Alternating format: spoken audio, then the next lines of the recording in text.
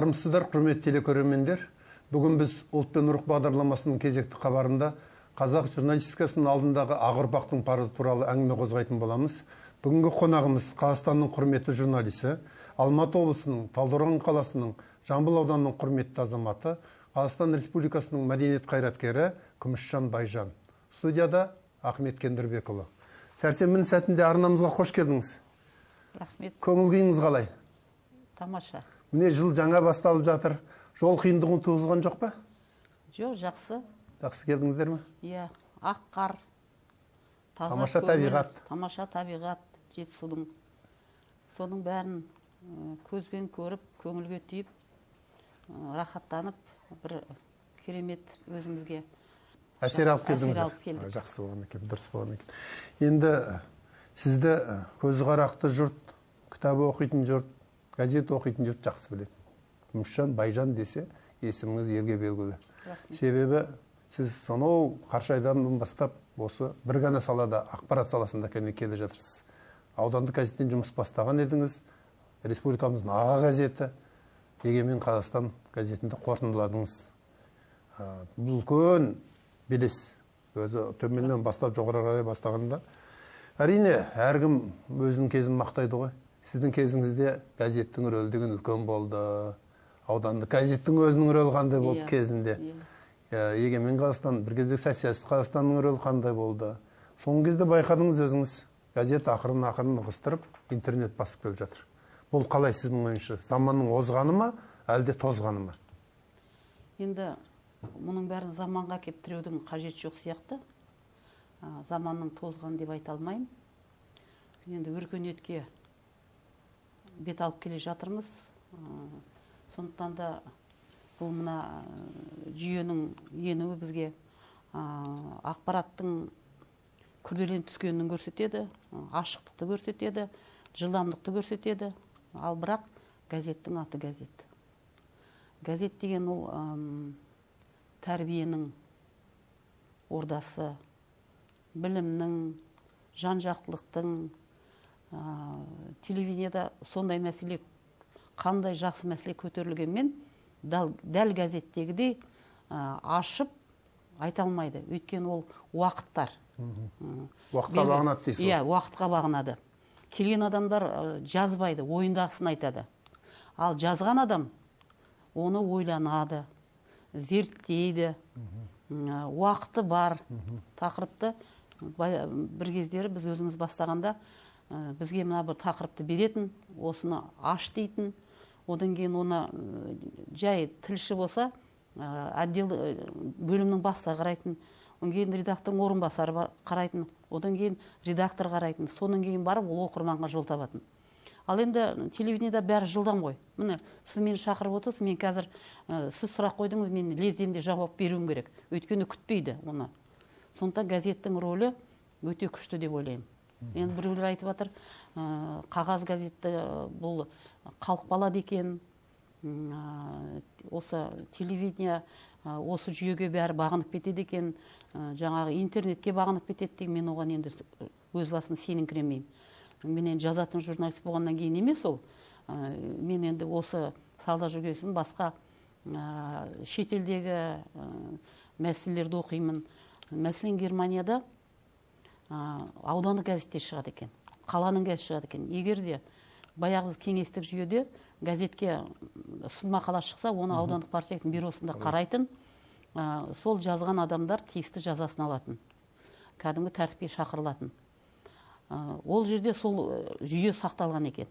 Егер де енді қазір барлық жерде жекеменшік жүйе ғой, мысалы бір стоматология дейді, емдейтін емханаға біреу барып, соның жұмысына қанағаттандырмаса, не оны сотқа береді, немесе газетке жазады екен. Газетке шықты деген сөз, ол жаңағы мекеменің лицензиясын алады деген. Теріс жарнама болып кетеді. Иә, теріс жарнама. Ешкім бармайды екен.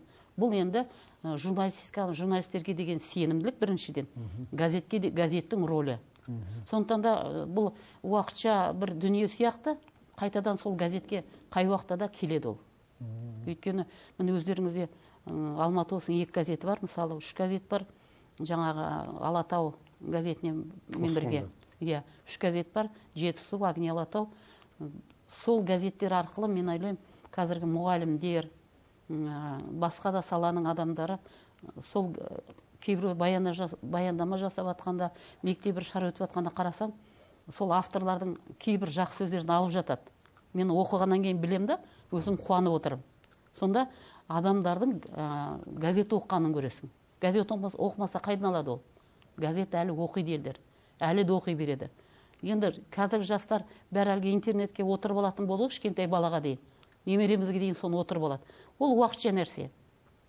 Газеттің рөлі ол еш уақытта төмендемейді деген өзім ойым бар. Ал енді газетті шығаратын енді журналшы ғой, қазақша айтқанда журналистер. Иә. Ал сіз қалай ойлайсыз, осы майталман журналист болу үшін кейбір адамдар айтады, ол туа бітті болу керек, сүйегіне сөз сіңген болу, арғы аталарынан сөз ұстаған адамдар болу керек. Біреу айтады, жоқ, жүре бітті болу керек, оқу керек, сөйту керек, іздену керек, содан барып журналист шығады, майталман деп жатады. Расында енді журналист көп қой, бірақ енді оның бәрі майталман, бәрі сақа деп біз айта алмаймыз ғой.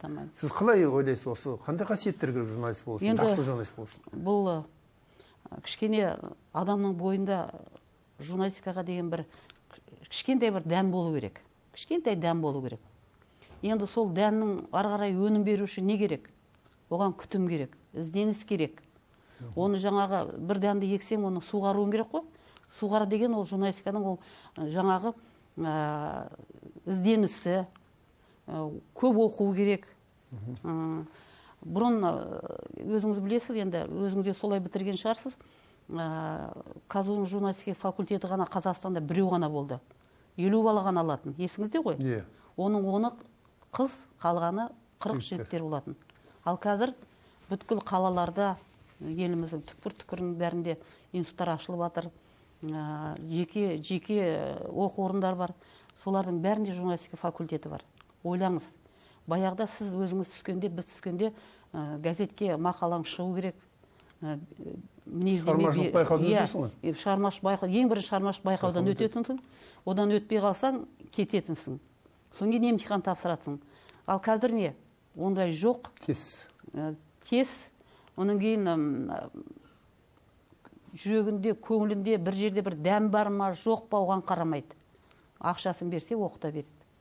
Содан кетті, мына журналистиканың беделінің түсіп кеткені содан деп ойлаймын. Содан кейін қазір жастар, айттым ғой, оқымайды, ізденбейді. Олардың бәрі интернеттен қарайды. Интернеттен не алалы? Мысалы, Абай жолын оқу керек. Әрбір қазақ оқу керек. Мысалы, Ілияс бабамыздың, Жамбылдың, Сүйінбайдың барлығының жаңағы ол адамдардың шығармаларының бәрін тегіс оқымаса, содан толық мағлұматы болу керек, жазу үшін. А сен білмесең, қалай жазасың оны? Журналистикада іздену керек, оқу керек, кәсіби шеберлігін арттыру керек, шыңдау керек. Бұрын газеттердің қасында тілшілердің семинарлары өтетін, ол қазір жоқ. Кім жазады? Жазады, жазбайтындар, мен өзім байқаймын. Облыс газетте болсын, жаңа келгендерді, жаңағы бөлім меңгерушілері, редактордың орынбасары, редакторға дейін соларды түзеп, күзеп, соң газетке шығады да, олар соған дағдыланып алады. Содан кейін туа бітті емес, бұл енді жүре бітті. Соны сүйреп, әйтеуір бір 40-тан 50-ден асқанда шамалы бір жазатын журналист болып шығады. Өзім солай байқап жүрмін. Мен енді біраз азаматтарды білем, ақындарды білем әсіресе. Өмір бойы газетте жүрді. Мысалы өзім Есенқұл Жақыпбековті алайықшы. Сол ауданның газеті істеді, ауданның газеті басқарды. Сіз қалай ойлайсыз? Сізде талай адам бірге жұмыс жасаған шығар, ақындар. Сол мынау газеттің қара жұмысы деп айтайықшы енді. Бұл енді 100 жол мақала жазылсын, 100 шақырымға барып келу керек деп айтады ғой біздің кезімізде. Сол айтпақшы, 100 шақырымға барып жаңағы 100 жолдық мақаланы жазу керек. Ал енді ақынға, мысалы, көп ақын жүр, телеарнада да жүр, газетте де жүр. Солардың ақындық қабілетінің ашылуына, үлкен дәрежеге көтеруіне журналистік кедергі болмай ма? Мен өзім ойлар енді кедергі болмайды. Өйткені газеттің жұмысы енді мен өзім ойда айтам, күл шығар от жаққандай ғой, қара жұмыс. Қара жұмыс. Жаңағы күл шығарға деген жаңағы барып ана жақтан бірдеңе жинап келіп, содан кейін барып соның астына от жағасында соны жазасың. Сондықтан оның қиыншылығы әрине көп. Ақындарға әсіресе, ақын енді ол сезімнің адамы. Есенқұл деген ініміз ауданда оны өте сыйлайды. Таза ақындықпен айналысса тіпті мықты бола ма деген ғой? Енді Есенқұлды бәрі сыйлағандықтан мектепте де істеді, редакция істеді. Оған ешкім кедергі болған жоқ. Өзі де бір еркелеп өтті ғой. Өзі бір ең соңғы интервьюінде айтты ғой, сұхбатында. Мен де бәрі бар. Мен бақыттымын. Бірақ маған уақыт қана жетпейді деді. Уақыт жетпейді шында. Қазіргі бір кездергі уақыт 21 ғасырда уақыт өтпейтін сияқты көрінетін. Қазір таң атса кеш батады. Енді ол енді қалай өмірдің заңы, табиғаттың бір жылдамдығы ма, космостық жылдамдық па енді айтып жатыр ғой, сондай нелерге байланысты. Ақпарат оқиға көп қой. Иә, тез өтеді. Иә, Есенқұлдың енді өндіріп жазды енді ол. Бір адамның осы өзің 60-қа келген жасында өндіріп жазды. Талай кітаптар шығып жатыр. Әлде шығып жатыр, әлде жинап жатыр. 1000 жолдық нелер шығып жатыр. Осы дайындап жатыр. Шәкірттері жаңағы ақындар өзінің жаңағы өзі құралпы Алматыдағы жігіттер атсалысып жақсы сол кітаптар шығып жатыр. Осы Шерағаң деймін. Шерхан Мұртаза. Неге осы журналистерді арқалаған алтын, жегені жантақ деді? Соны бір түсіндіріп кетіңізші осы. Шерағаңның енді әр айтқан сөзінің өзі керемет. Жағдай туғызбады ма сонда журналистерге жағдай? Шерағаң мынандай сөз қазір есіме түсіп отыр. Құдай біреуге бәрін береді дейді.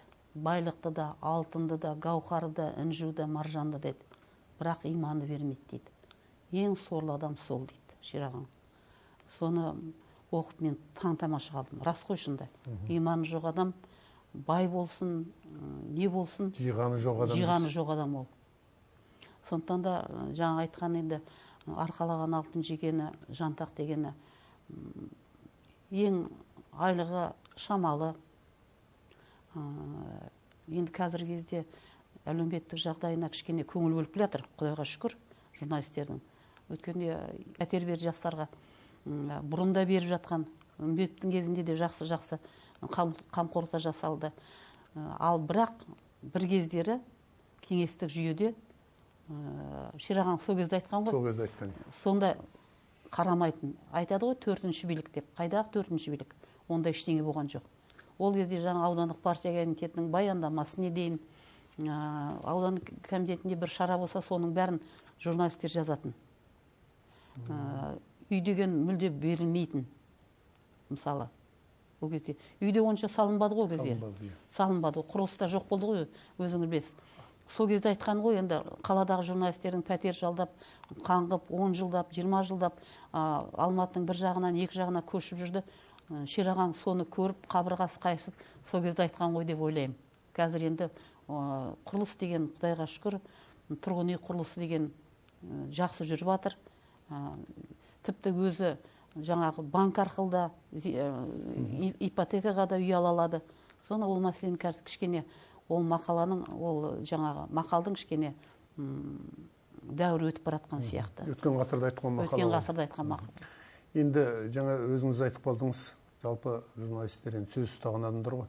Әсесін қолмен жазып, жаңа өзің айтпақшы, компьютерге теріп, оны бірнеше адам қарап, халыққа ұсынған кезде кәдімгі алтын, жан-жағы қырланған алтын сөз ұсынып алды ғой. Алтын сөз, иә. Ал енді теледидарға келейік. Теледидарда қазір өзіңіз кәсіби журналистер емес, жүргізушілер, көбі өнер адамдары, әсіресе әртістер көп.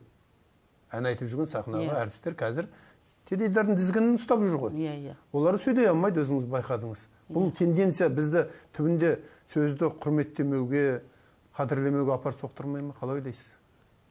Әрине, бұл енді әркім өз кәсібін, өз мамандығымен жұмыс істеу керек қой. Әр дүниенің, мысалы, журналист басқа салаға барса, мен ойлаймын, ол адасып кетеді. Алып жүре алмайды. Әншінің ол талант, әншілік, сол әншілігімен жүру керек. Ал шынын айтқанда бір оқыс бір сұрақтар болса, оқырманның тікелей эфир болса, жаңағы ән айтып отқан адам оған жауап бере алмай қалады.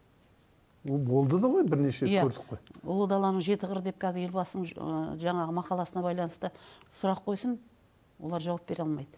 Тарихты біліңкіремейді. Білетін шығар енді, дегенмен журналистте терең білмейді. Сондықтан әркім өзің бұл жүйеде мен ойлаймын, қазір кезде телевидениеда көп деген деген жайлар жүріп жатыр. Қарасаң, әлге беуші строка дейді ғой, жүгіртпе жолдар. Соларда кәдімгі қате кетеді. Қалай бұл? Орфография сақталмайды. Орфография сақталмайды. Оны сөйлемнің құрылысына бармай-ақ қояқ. Жаңа әріп қатесін айтайықшы. Сонда өзім отырып ойлаймын.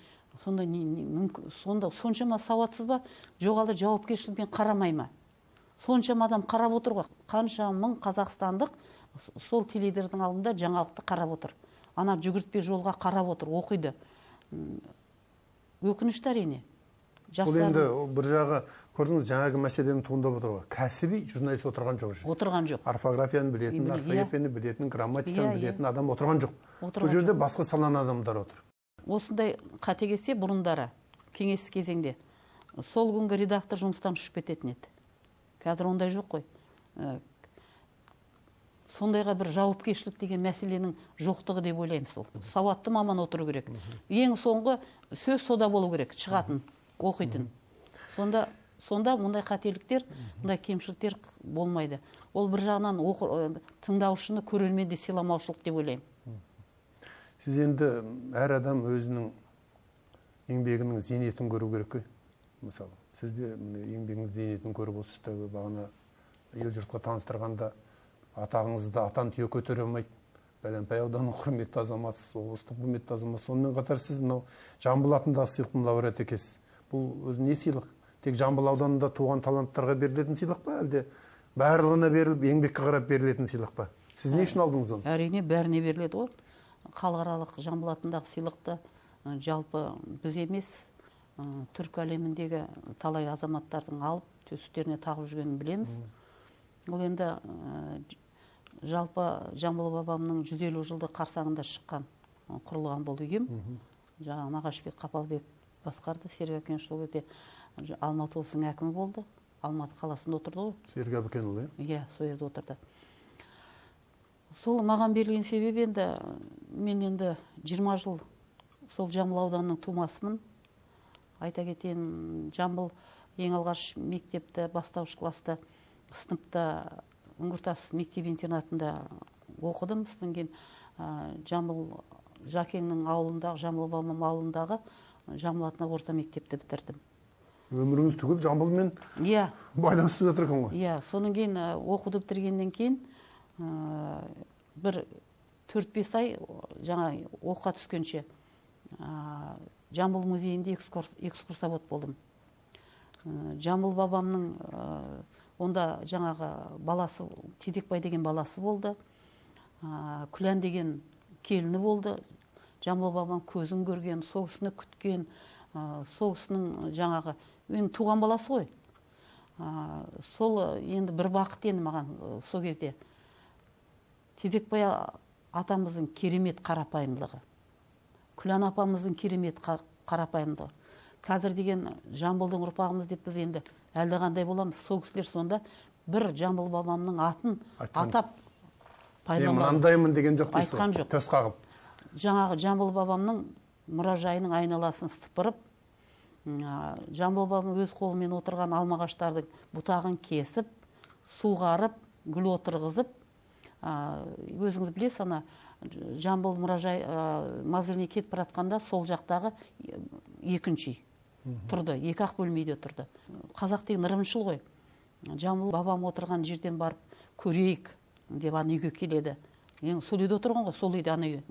Музей салынғанша, мұражай салынғанша сол үйде тұрған. Сонда Күлән апам есігінің алдында самовары қайнап тұрады. Қазанда жаңағы бауырсағы пісіп тұрады. Ыстық бауырсақты жаңа сиырдың жаңадан сауылған сүті менен шайды қоюлап беріп, қаймағын қойып. Музейге келген кісілерге? Иә, сөйтіп отырды. мен сондай бір әлі күнге дейін сол жазсам да ылғи да солардың әруағынан аттап кетпеймін. Не деген адамдар деп ойлаймын. Не бір баласын бір оқуға сүйреп, Жамбыл бабамның атын жамылып, бір сондайдың көрген емеспін. Біз енді Жамбыл бабамның ұрпағымыз деп өзіміз мәз боламыз. Нағыз ұрпақтар сол кісілер. Нағыз ұрпақтар сол кісілер.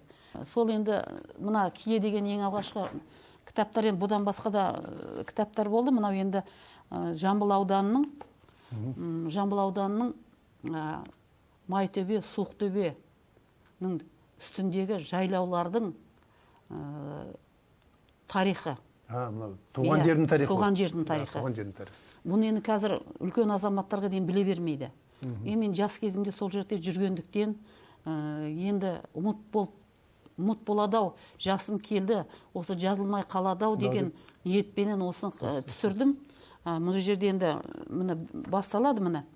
Жаңағы ауылдан шыққаннан кейін, Майтөбеге шыққаннан кейін жолдың екі жиегіндегі қандай көрініс табиғаттың керемет, қандай гүлдер өседі. Міне ел мен жер деген соның кейін. Ары қарай кетеді міне. Жердің ат тарихтың қаты деп ары қарай. Міне Қаржау жайлауы, Қарағия, Желдісай, Жаманқара деген. Топонимикаға байланысты, жер су аттауларына байланысты. Жер су аттарына байланысты. Соның тарихын жаздыңыз. Иә. Керемет екен, жақсы екен. Мынау енді Жамбылдың жайсаңдары 2003 жылы бұл кітапты ең алғаш рет шығарғам. Бұл енді ауданның тұлғалары шыққан. Иә. Бұл енді Жамбыл ауданына еңбегі сіңген. Тер төккен.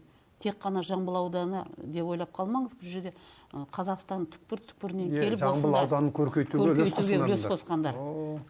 Жаңағы аудандық партияға бірінші хатшысы болған кісілердің бәрінің осы жерде, содан кейін барып батырлар, ақындар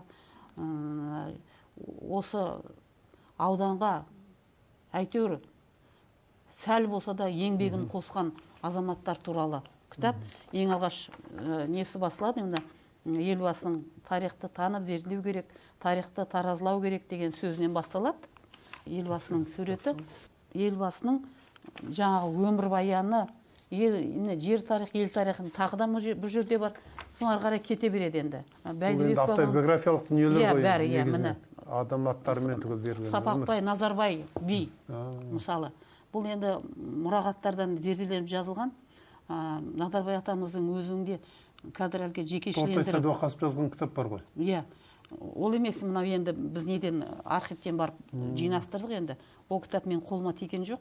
Бұл кісінің өзі де қарап отырсам тегін адам емес екен. Би болған адам екен. Кәдімгідей шар тас салып, шар салып, кәдімгідей. Кәдімгідей жері болған екен. Жері болған, дермен ұстаған адам екен. Дермен ұстаған адам Қонаев атамыздың да әкесі дермен ұстаған. Байқадыңыз ба? Сонда бұл дермен ұстағанның өзі бір қасиет екен ғой. Нан ғой, ұн ғой енді. Астың атасы ұстаған адамда бір кие бола ма деп ойлап қалдым содан кейін. Енді ол барлық кітаптарды алып келген жоқпын енді. Мынау не кітаптар алдыңыздағы? Мынау көз ілмейтін көңіл деген кітап, бұл Серікәкен ұлының жүрген жерінде балалық шағынан бастап мемлекет және қоғам қайраткері туралы. Бәрі соның өмірбаяны, өмір жолдары, өзі білмейтін жас кезінен көршілерінің қандай бұл да енді әкесі әбіке шал бір ауылда, сол ауылда Ақайнарда туған. Сол жерде қызмет істеген, осы кісілер туралы пікірлері, осының жаңағы үмбетіп тану. Әулет тарихы, үмбетіп тану. Сол кейін ұрпаққа керек болады. Енді қоғам қайраткері, ұлт қайраткері адам. Мынау енді менің жаңағы өзімнің мерейтойыма байланысты шығарған кітап.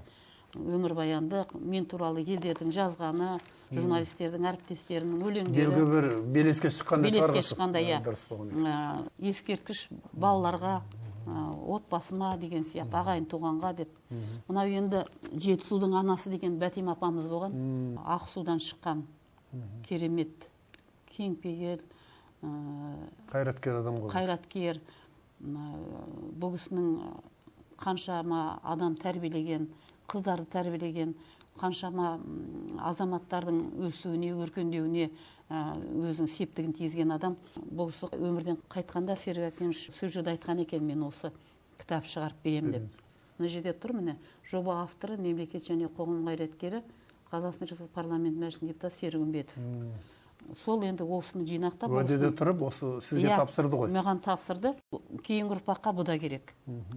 Сіздің байқап отырмын, тек қана жаңа өзіміз айттық қой, қара мақала деп. Журналистиканың қара мақаласы ғана емес, үлкен, көркем кітаптар жазған адам екенсіз, қаламгер екенсіз, Жамбылдың ұрпағысыз. Енді Жамбылдың бір өлеңін мынау халыққа бір жырын жеткізбесеңіз болмайтын шығар деп ойлаймын. Жамбыл бабам, Сүйінбай бабам, жалпы ақын қауымның бәрі жазатыны, ойлайтыны не ол? Елдің бірлігі.